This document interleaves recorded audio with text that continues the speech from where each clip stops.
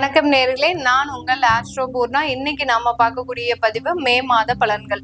இந்த மே மாதத்துல இருக்கக்கூடிய கோச்சார கிரகங்களின் பெயர்ச்சிகள் அப்படின்னு பார்க்கும்போது 12ஆம் தேதி மே மாதம் செவ்வாய் பகவான் 45 நாட்களுக்கு பிறகு பெயர்ச்சி ஆகிறார். மீன ராசியில இருக்கக்கூடிய அந்த செவ்வாய் மேஷ ராசிக்கு தன்னுடைய சொந்த ஆட்சி வீட்டிற்கு பெயர்ச்சியாகி வருகிறார். அடுத்து 14ஆம் தேதி சூரியனும் புதனும், சூரியன் இந்த மாதத்துல முற்பகுதியில ஆட்சி பெற்றும் உச்சம் பெற்றும் அடுத்து பிற்பகுதியில பாத்தீங்கன்னா காலபுருஷனுக்கு 2ஆம் இடத்திலையும் பயிற்சியாக போகிறார். அதனால சூரியனும் புதனுமாக சேர்ந்து 2 கிரகங்களும் 15ஆம் தேதி அந்த ரிஷப ராசிக்கு பயிற்சியாகின்றனர்.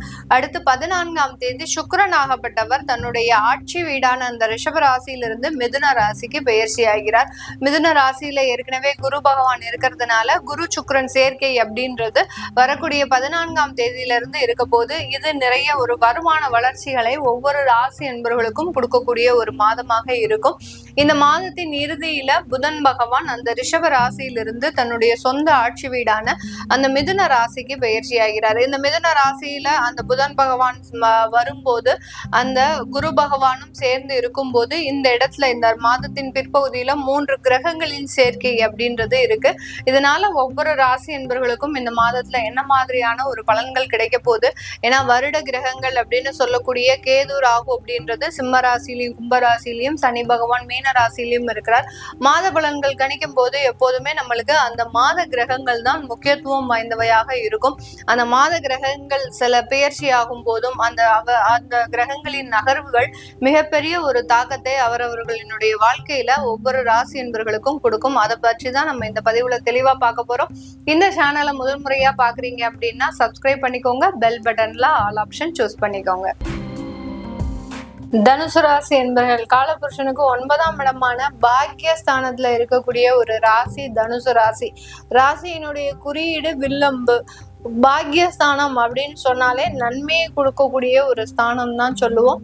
இவர்கள் பூர்வ ஜென்மத்துல செய்த ஒரு புண்ணியங்களும் ஒரு தானங்களும் இப்போ தர்மம் தலை காக்கும் அப்படின்னு சொல்லக்கூடிய அளவிற்கு பிரச்சனைகள்லாம் வரும், வராமலாம் கிடையாது. ஆனா பிரச்சனைகள்ல இருந்து இவர்களுக்கு ஒரு தெய்வ பலம், ஒரு முன்னோர்களினுடைய ஆசீர்வாதம் அப்படின்றது பின்னாடியே டிராவல் ஆகிட்டே இருக்கும். அதுதான் அந்த பாக்கியஸ்தானம் செய்யக்கூடிய ஒரு அமைப்பு இந்த தனுசு ராசி என்பவர்களுக்கு. இந்த தனுசு ராசி என்பவர்கள் இவர்களை மாதிரி பிரச்சனைகளை யாருமே அனுபவிச்சிருக்க மாட்டாங்க.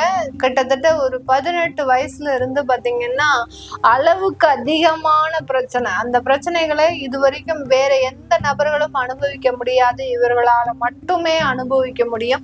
அந்த அளவுக்கு இருக்கக்கூடிய இந்த ராசி என்பர்கள்ல இருக்கக்கூடிய நட்சத்திரம் அப்படின்னு பார்க்கும்போது மூலம் நட்சத்திரம், முதல் நட்சத்திரமே மூல நட்சத்திரம் தான். கேதுவனுடைய நட்சத்திரம். லைஃப்ல என்னதான் இவர்களுக்கு பெரிய அளவுக்கு ஒரு செல்வாக்கா இருந்தாலும் அந்த செல்வாக்கை பயன்படுத்தாமல் எளிமையாக வாழக்கூடியவர்கள் இந்த மூல நட்சத்திர அன்பர்கள்.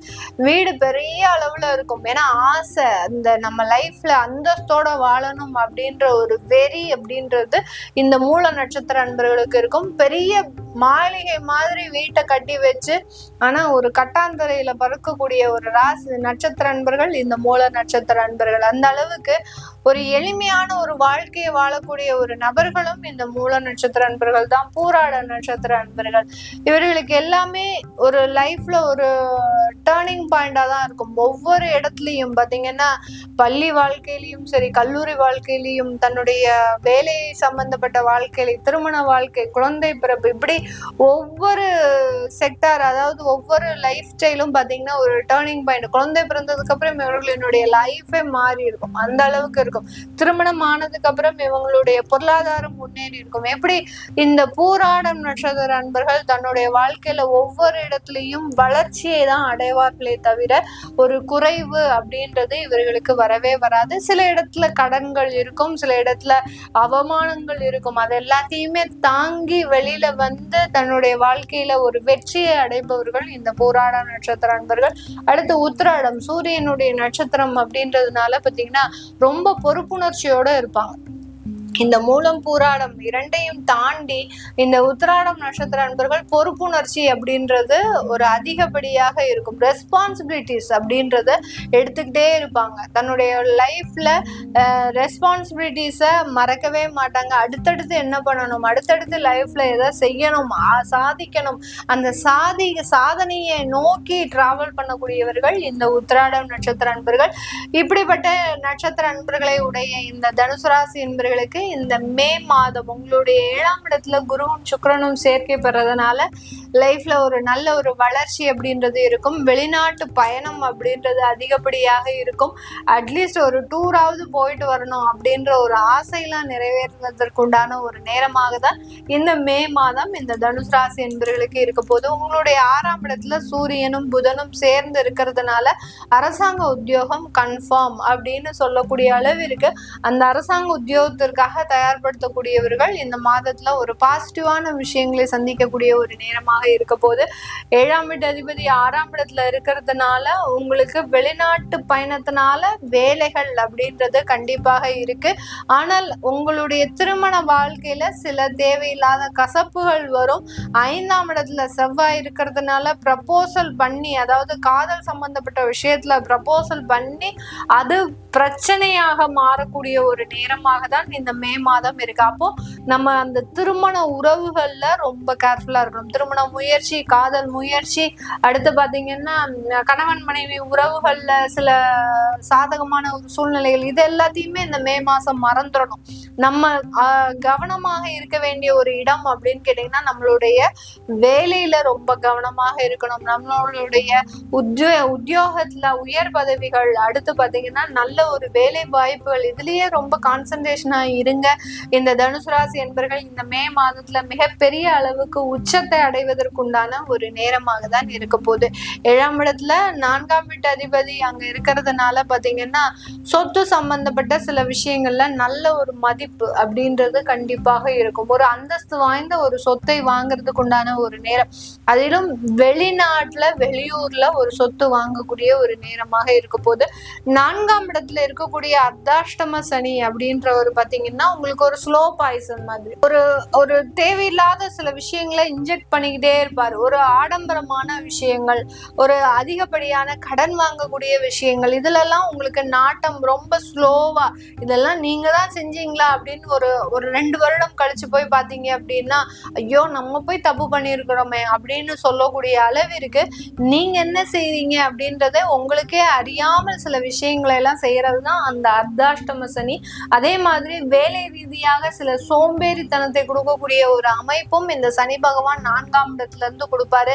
நல்ல சுறுசுறுப்பா இன்னைக்கு போய் மீட்டிங் அட்டன் பண்ணணும் அப்படின்னு வேலைக்கு போய் நல்ல விஷயங்களை முடிக்கணும் நீங்க இருக்கும்போது ஏதாவது உடல் தொந்தரவுகள், வியாதி தொந்தரவுகள், அன்னைக்குதான் நம்மளுக்கு டிசென்ட்ரி போகும், தேவையில்லாத ஃபீவர் வரும், ஏதாவது ஒரு இன்ஃபெக்ஷன் வந்து ஸ்டொமக் பெயின் வரும். எப்படிலாம் இந்த அர்த்தாஷ்டம சனி உடல் ரீதியான சில பிரச்சனைகளை இந்த மே மாதத்துல கொடுத்துக்கிட்டே இருப்பார். அதனால ரொம்ப தேவையான ஒரு உடற்பயிற்சிகள் அப்படின்றது அதிகப்படியாக இருக்க வேண்டும்.